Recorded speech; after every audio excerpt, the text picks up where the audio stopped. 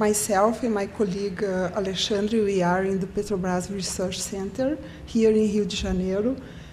Professor Nelson Ebecken is in the Federal University of Rio de Janeiro.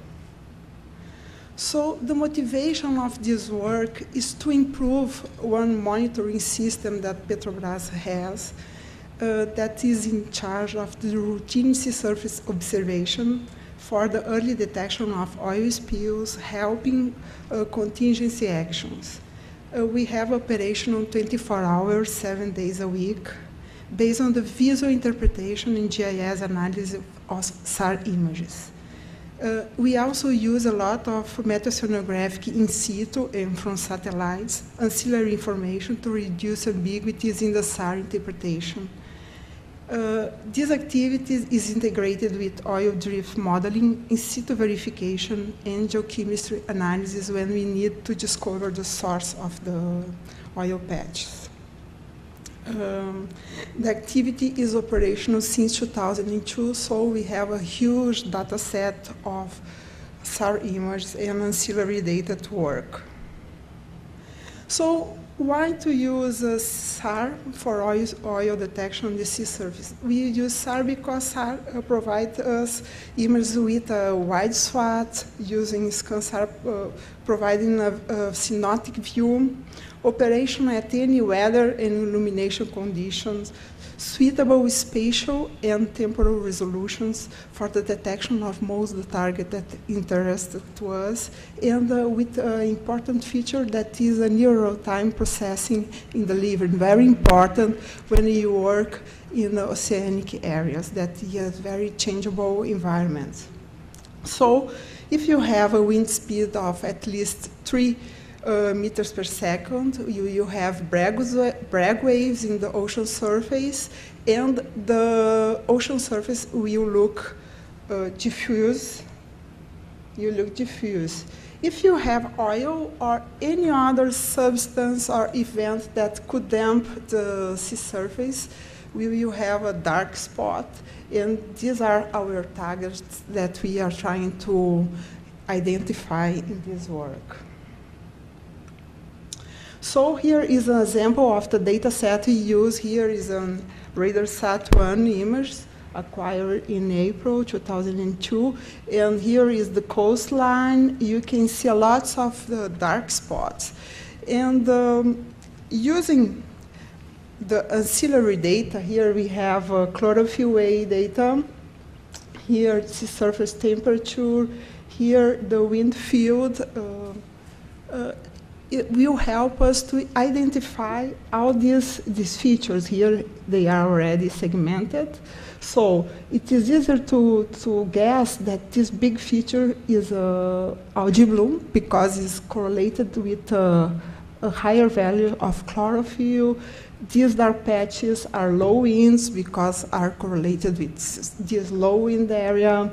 And these patches over here are probably related with biogenic oils floating on the surface associated with the upwelling events. Here, this feature corresponds to water with colder temperature.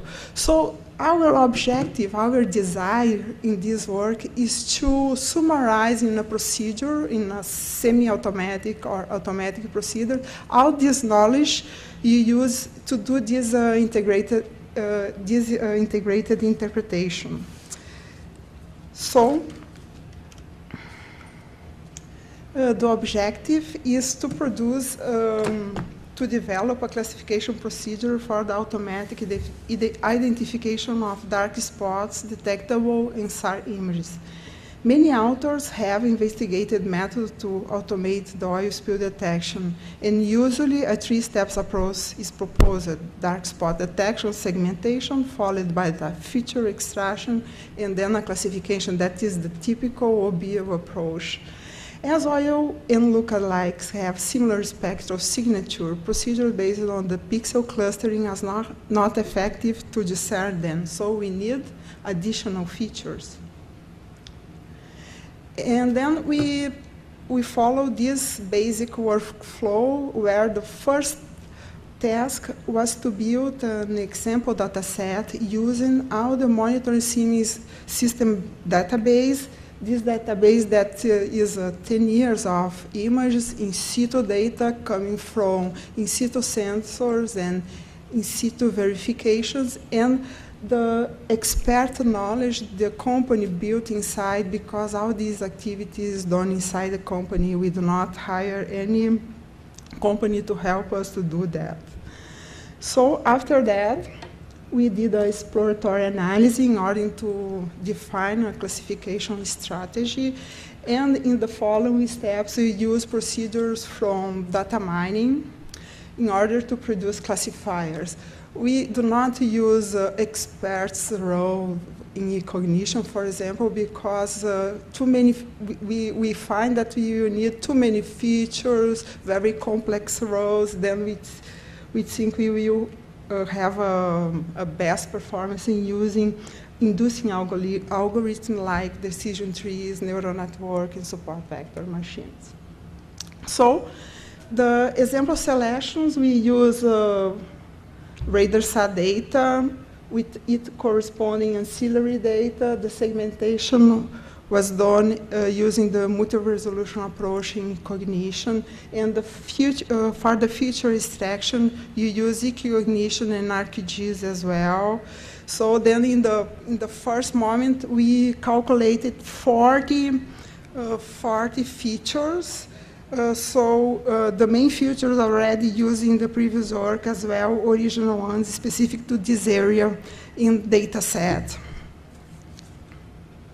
So then, in this point, we have a table. We export all the data from the ArcGIS to a table. And here, it was possible with this strategy to achieve 779 samples that was divided in two main categories: oil spills or meteo-oceanographic events.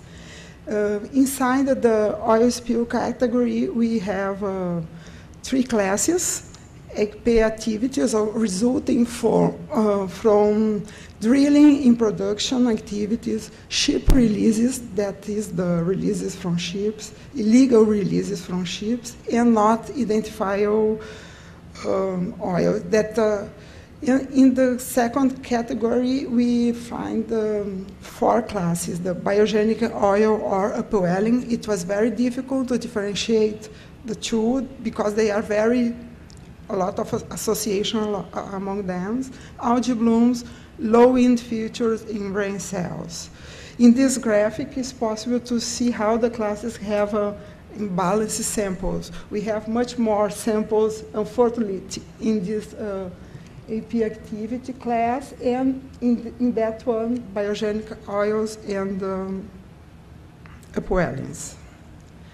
So the next steps, as the exploratory analysis showed a low performance using a single classifier, we did some tests. We decided to use a classification in stage. So in the first stage, the question to be answered will be, it's an oil spill or a meteo-oceanographic phenomenon. This is the typical phase. Most of the algorithms that I saw in the literature only do this differentiation: oil spills or lookalikes. So then we find that we can go further to a second stage, trying to differentiate among these 3 types of oil spills and among these 4 types of meteo-oceanographic events. So we will need 3 classifiers. The feature selection from the 40, we selected 22 more powerful features based on the frequency and relevance in the decision tree holes. And we have different kinds of features related to the scene: spectral features, textural features, geometric, meteo-oceanographic, and location. The features in red are best for the classifier 1. Features in blue are best for the classifier 2. If features in green are best for the classifier 3. Of course, the meteo-oceanographic, as expected, the meteo-oceanographic features are best to differentiate among meteo-oceanographic phenomena.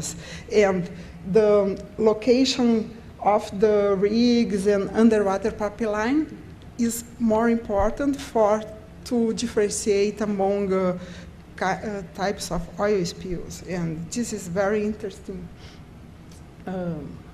information. So finally, the last step is to run the inducing algorithms. For do that, we use the data miner package of Statistica, and we use 60% of the samples for training, 20% for validation, and 20% for testing. You use a decision tree from CART, neural networks. We try different types and support machines as well, different types. Here we have a summary of the results. The metric used for classifier evaluation was the area under rock curve. Classification performance without meteo-oceanographic features was tested also, since meteo-oceanographic data are often not available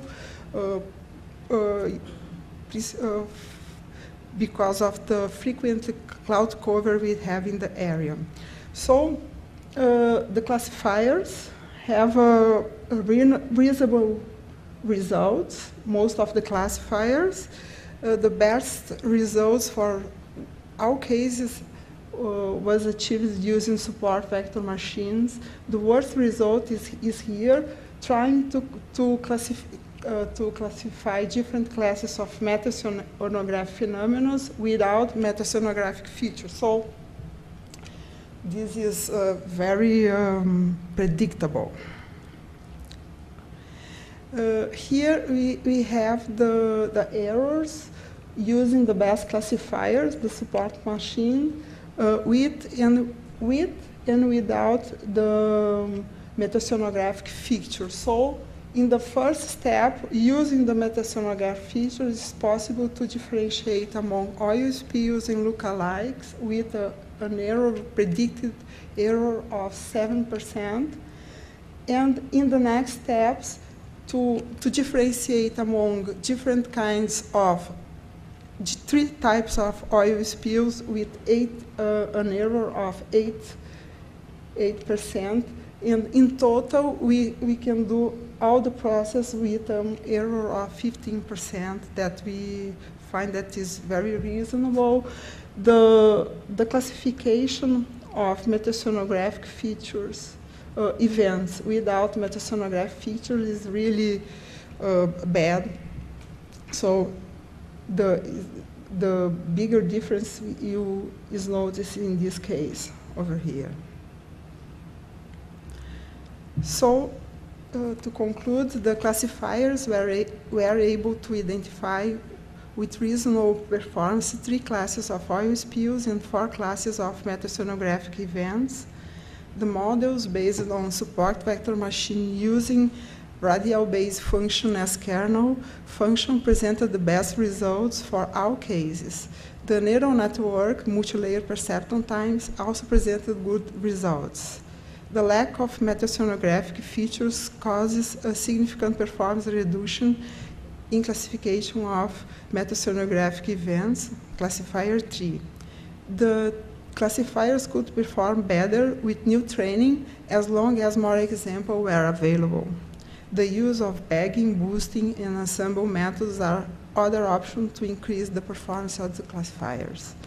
The classifiers developed have a good potential for operational use, for sure, because they have a good result. However, it will be necessary to advance a lot in the methods of automatic spot individualization, in the methods of the first segmentation, since this task still needs a lot of human supervision to obtain useful results, because we work with too small and too big objects. It's very difficult to segment meaningful objects at the same time. Thank you.